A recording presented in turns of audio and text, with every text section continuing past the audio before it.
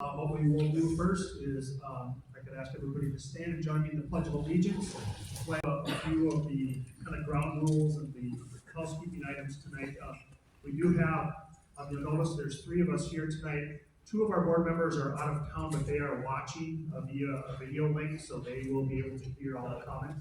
They're gonna watch the recording. They're gonna watch the recording, okay, thank you. And then we have one of our other board members, Dan Schilling, is running late, but he's on his way right now, so.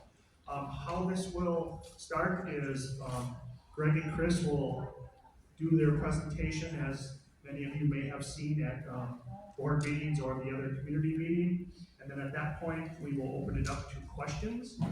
Here are some rules for the public hearing questions. So, discussions will be limited to the stated purpose of the hearing, which is the potential closure of Dr. S.G. Knight.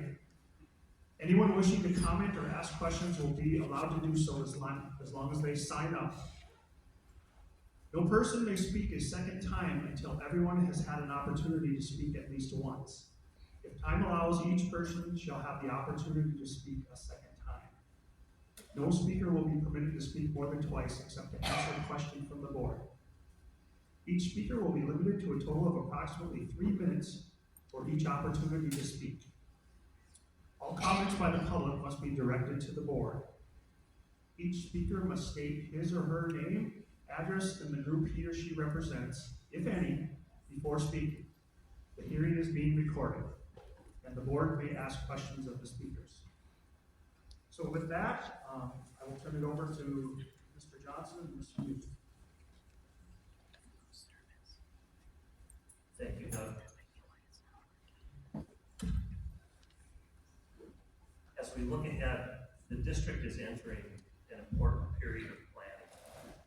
We are facing harsh financial realities, but also working proactively to ensure a strong and sustainable future. Among the options being considered is the potential closure of Dr. Knight Elementary School in Randall. A decision that, while deeply challenging, is part of a broader effort to protect and strengthen educational opportunities for all students in our district. In tonight's public hearing, the school district will share the necessity and practicability of closing Dr. Knight Elementary and take testimony from the public. Projections indicate that without further cuts, the school district will soon face a legally defined financial crisis called statutory operating debt. Statutory operating debt is where the district's fund balance is excessively negative. When placed in statutory operating debt, the state steps in and monitors the district, requiring us to put together a plan to be approved by the state. This reality has prompted the district and stakeholders to explore more permanent solutions, including school consolidation. This decision is not being taken lightly. It involves the weighing of the importance of neighborhood schools, community identity, and historic investment against the urgent need for long-term financial health.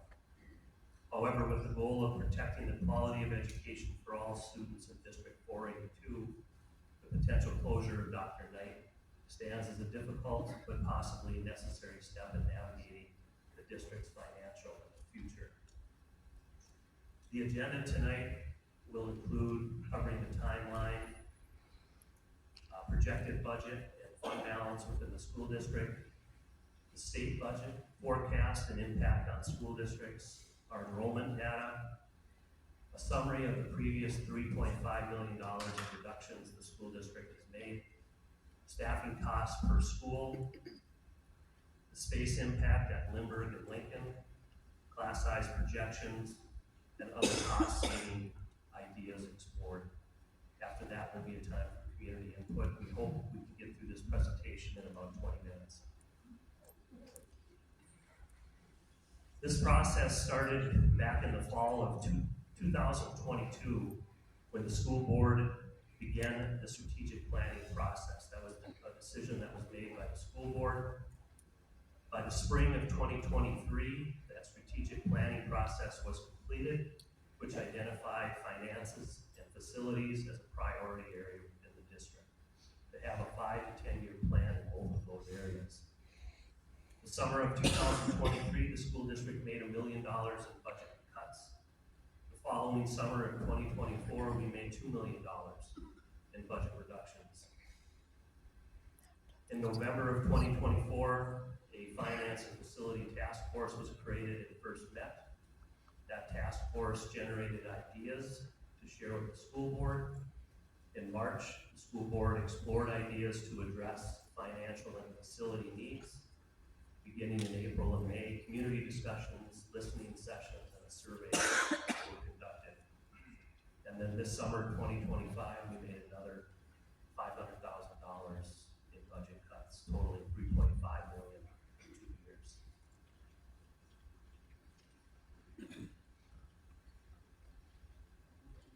This slide here is our base projection model, and essentially some of the assumptions that went into that. This is our what happens if we just move forward and didn't. Hey, can you turn the mic on? We can't hear. Thank you. Or speak into it, I guess. I don't know, because we can't hear you. I'll try holding it closer. There you go. Thank you. You bet. So this slide here is a summary of our base projection model, which is assuming some basic assumptions that if the district didn't do anything as far as budget reductions, this is where we would be in the next 5 years. So this model is assuming no significant changes from the state legislature as far as new mandates or decreases in funding. It's factoring in our declining enrollment projection, along with some basic staffing, contract settlements, and some adjustments for contract services like transportation. Overall, I feel this projection model is a good illustration of what declining enrollment can do to a district. If nothing, we would still hold that line, and then looking at fiscal year 27 and 28, we would be dipping into our reserves, and by 28, we'd be in statutory operating debt. Typically, once the district starts getting below 5% unassigned fund balance, cash flow starts to become an issue. We haven't had that problem yet, but we've certainly felt that strain. It's the same data, except for fiscal year 26, 27, and 28. You can see there's a significant change in the district's unassigned fund balance.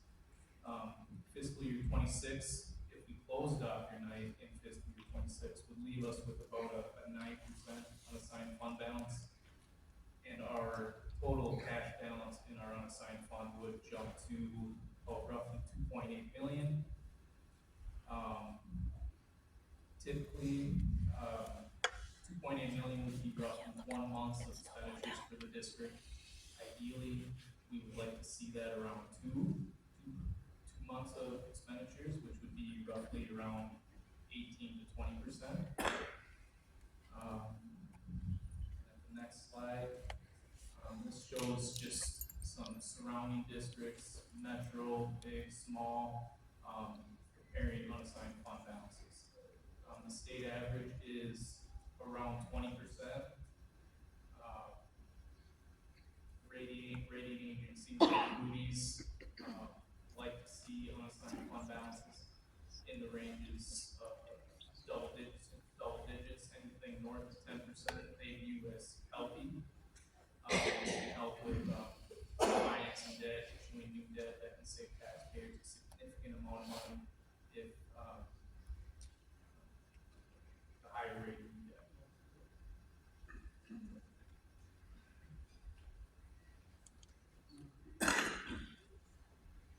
So this is a little bit of a summary of the state's budget forecast for the next biennium and the biennium after that details. Looking at fiscal year 26 and fiscal year 27, that's the first biennium. The overall budget target was 0, so no significant cuts for fiscal year 26 or 27, but looking at fiscal year 27 and 28, the budget target is of $420 million in reductions. Some of the big target areas are $250 million reduction in special ed and unemployment insurance at that point will fall on the district.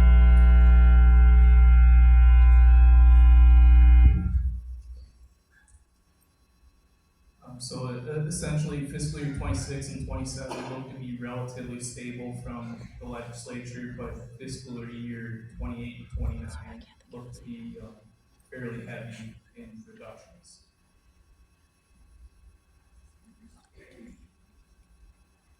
Enrollment primarily drives